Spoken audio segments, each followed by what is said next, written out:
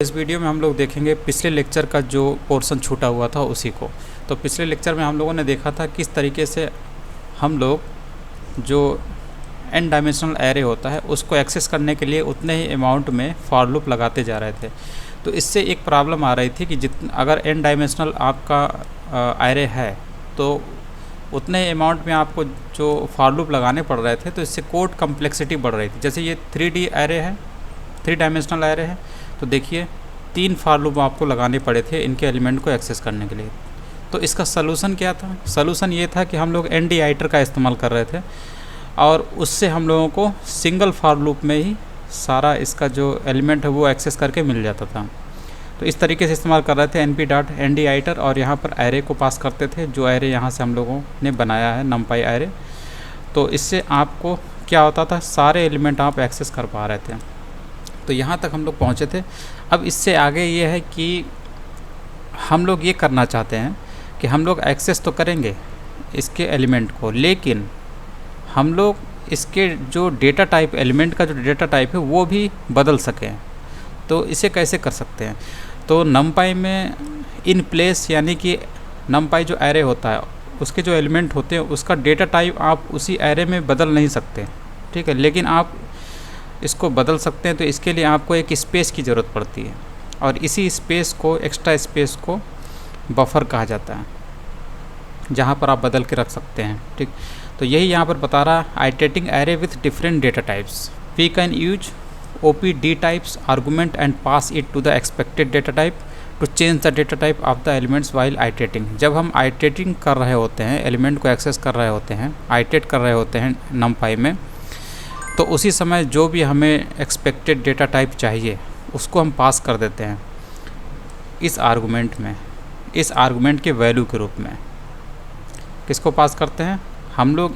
ये जो ND आइटर है इसी मेथड में पास कर देते हैं। जैसे यहाँ पर एरे पास किया, ठीक है, और उसके बाद यहाँ पर OPD टाइप्स जो है, यहाँ पर इसी एरे का OPD टाइप्स जो है वो पास कर देते हैं, और यहाँ पर हमें वैल्यू के रूप में देना पड़ता है जो एक्सपेक्टेड डेटा टाइप है जिसको हम चाहते हैं, ताकि एलिमेंट जो है अंदर वो चेंज हो जाए इस एक्सपेक्टेड डेटा में।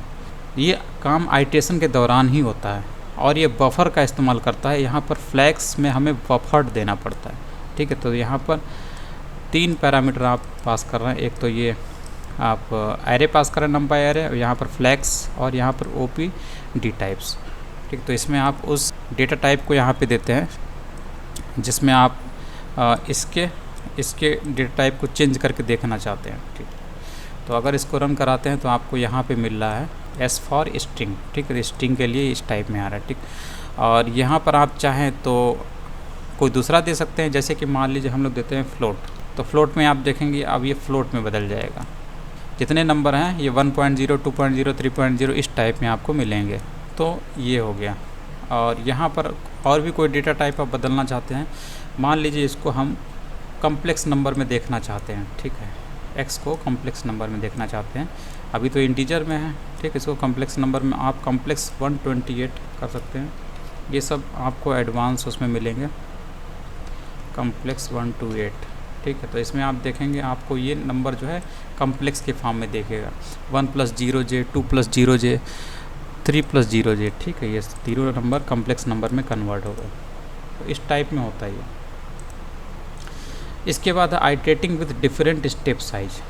तो अब ये बता रहा है कि जब आप आइटरेट कर रहे होते हैं तो आप वहाँ पर फ़िल्टर भी लगाना चाहते हैं, और फ़िल्टर लगाकर आप पर्टिकुलर एलिमेंट को ही सिलेक्ट करके देखना चाहते हैं, कैच करना चाहते हैं पर्टिकुलर एलिमेंट को ही फ़िल्टर लगा के। जैसे कि मान लीजिए आपको ये चाहिए, 1 चाहिए, 3 चाहिए, 5 चाहिए, 7 चाहिए, ठीक। तो इसके लिए आपको यहाँ पर एक फ़िल्टर लगाना पड़ेगा, ठीक। तो यही बता रहा है कि किस तरीके से आप you can use filter and followed by the iteration. तो आइटरेशन आप करना चाहते हैं लेकिन फ़िल्टर लगे हुए नंबर लेना चाहते हैं, प्राप्त करना चाहते हैं। तो यहाँ पर तो आपको दिख रहा है ये आपने एरे बनाया, ये एक numpy एरे है।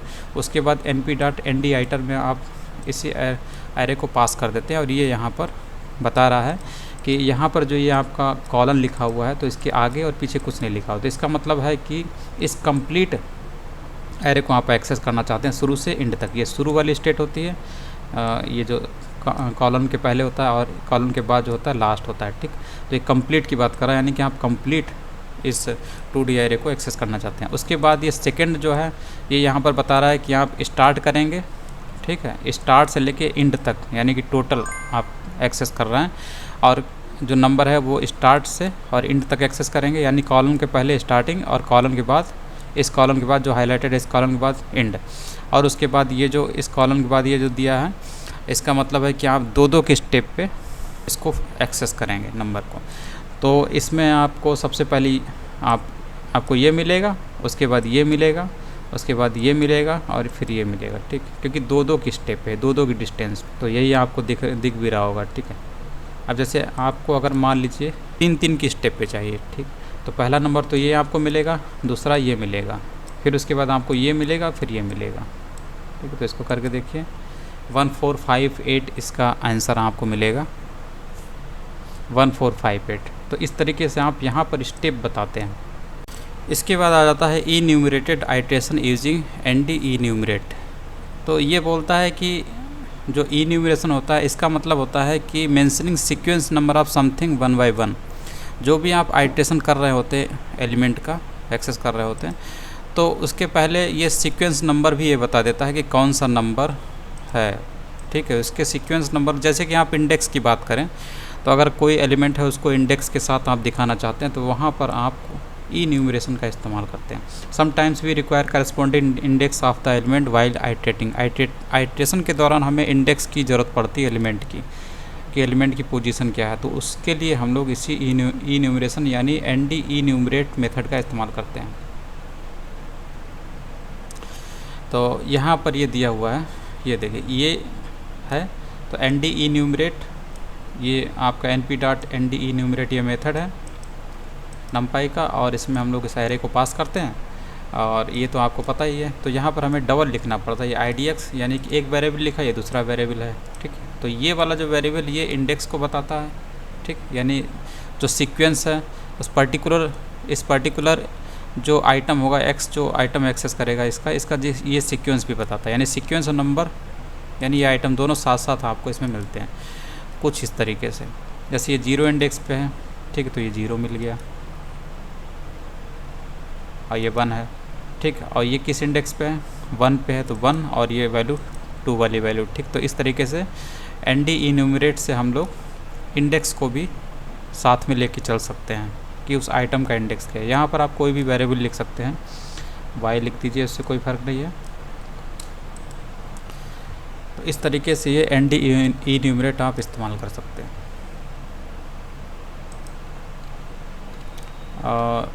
यहाँ पर भी उसी टाइप का एग्जांपल है सेम, जैसे इसको करके देखते हैं। तो ये आपका 2D एरे है, कुछ इस तरीके से आपको दिखाई देगा। थोड़ा सा इसको 2D स्टाइल में लिख दें तो ये कुछ इस तरीके से आपका है। तो इसकी पोजीशन क्या है, अगर आप इसको मैट्रिक्स के रूप में देखिए तो इसकी पोजीशन क्या है, 0 0, इसकी 0 1 0 2 0 0 3, ठीक। तो इस तरीके से आपको ये चारों एलिमेंट की पोजीशन दिख रही है। फिर उसके बाद नीचे वाले की पोजीशन क्या है, इसकी 1 0 हो जाएगी, इसकी 1 1 हो जाएगी, इसकी 1 2 हो जाएगी, इसकी 1 3 हो जाएगी। इसलिए देखिए 1 3 पे ये 1 ये 8 है। तो इस तरीके से ये दिखाता है। और सपोज इसमें अगर हम लोग इसको, ये 2D एरे है, इसको 3D एरे कर दें तो क्या होगा, इसमें जो एलिमेंट हैं वो आपके 3 इंडेक्स को साथ लेकर चलेगा, क्योंकि एक एलिमेंट को बताने के लिए हमें 3 नंबर की ज़रूरत पड़ेगी, ठीक। तो इसका इंडेक्स कैसा होगा, 3 नंबर से बना हुआ होगा, कुछ इस तरीके से। जैसे अगर इसको रन कराते तो देखिए पहला वाला जो एलिमेंट होगा वो 0 0 0 पे होगा, दूसरा वाला एलिमेंट जो है 0 0 1 पे होगा। तो इस तरीके से जैसे इसमें बता रहा है, ठीक। तो ये जो है ये इससे आपका सीक्वेंस मिल जाता है उस पर्टिकुलर एलिमेंट का, या इस पर्टिकुलर एलिमेंट का इंडेक्स मिल जाता है, ठीक। तो यही था इसमें।